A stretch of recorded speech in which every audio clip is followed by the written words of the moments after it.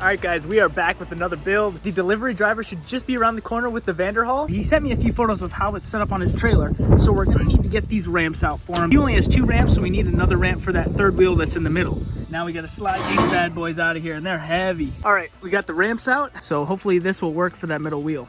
And look at, he's right here. Boom, there he is. We're gonna go up and greet him. There it is on the back. He can pull into our street. He said he's been driving for 24 hours. He's gonna back into our street here, and we're gonna unload it on the street.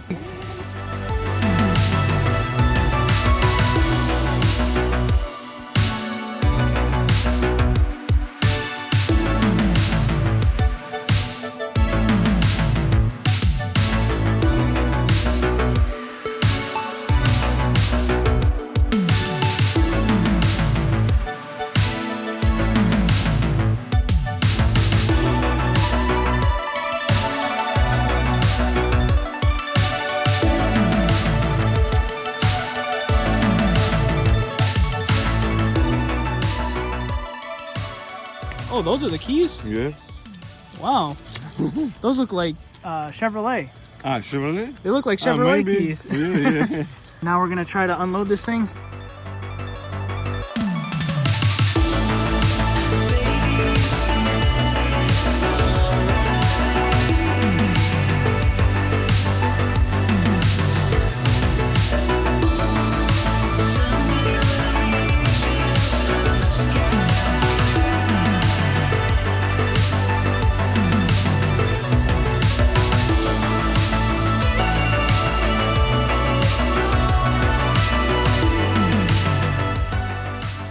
We got to move this trailer out of the way, then we're going to tie a rope to the Honda and drag her on up here.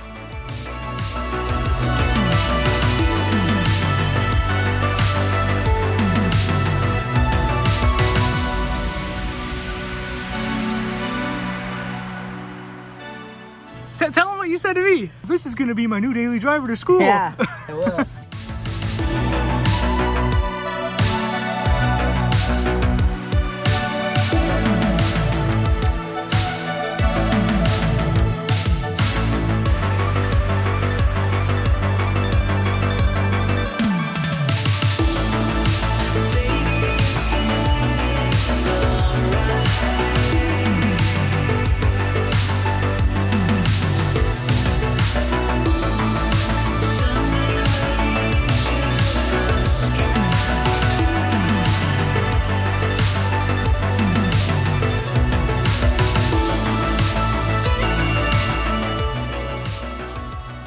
Big thanks to the little bro for helping me out. We'll catch you guys when this build is revealed.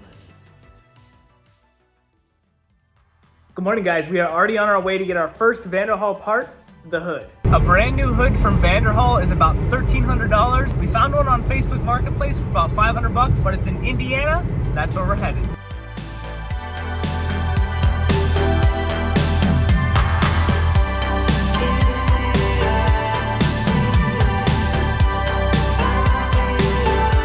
Looking pretty good.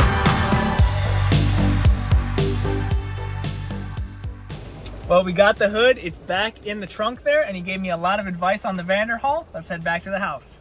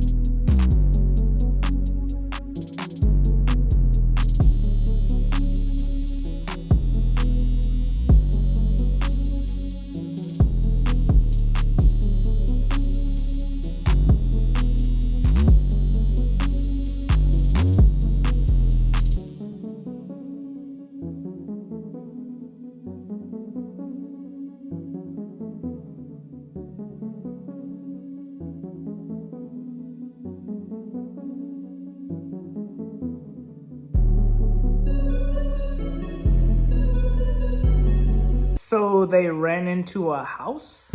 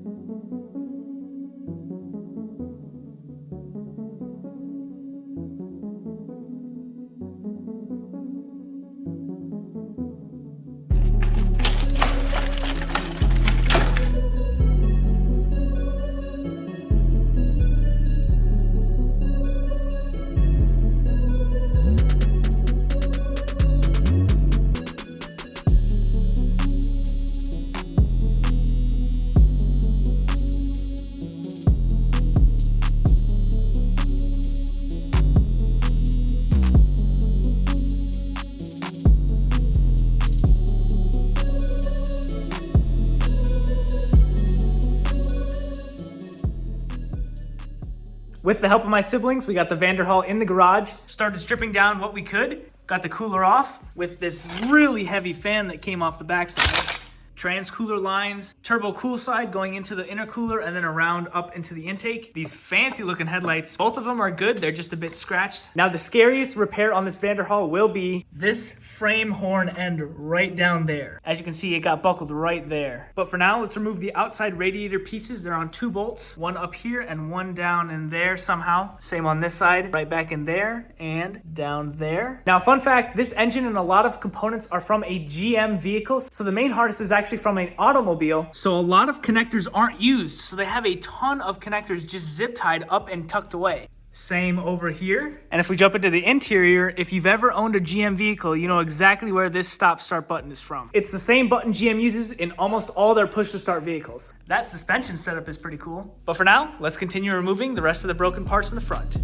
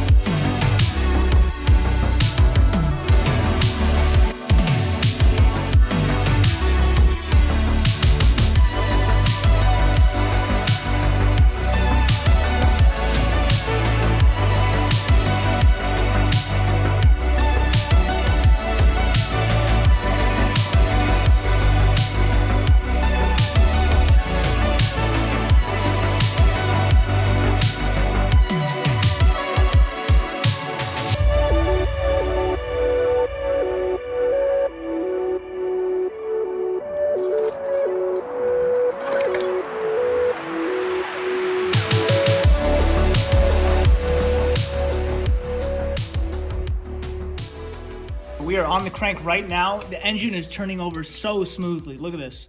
Barely any power.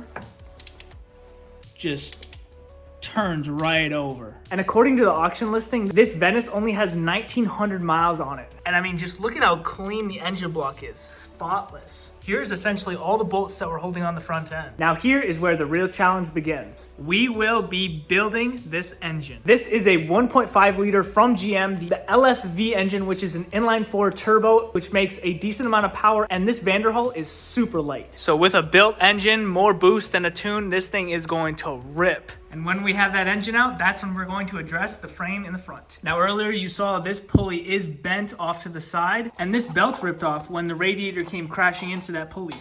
And this radiator support was super easy to take apart, one whole piece. And that is fantastic. We verified the engine turns over. Also, I'm pretty excited to share this with the family because they're looking forward to driving and riding in this thing because a 200-mile-an-hour sport bike isn't ideal. I love the body lines on this thing. My favorite angle is definitely from the back. And it is an automatic, which we do have in neutral, all the way from when we had to get it off the trailer. Park and brake set. There's the cluster, cruise control, Bluetooth, traction control, hazard lights. Man, this thing is so cool. And we've got work to do, and I'm excited to start on this built motor. So we'll catch you guys in the next one. See ya.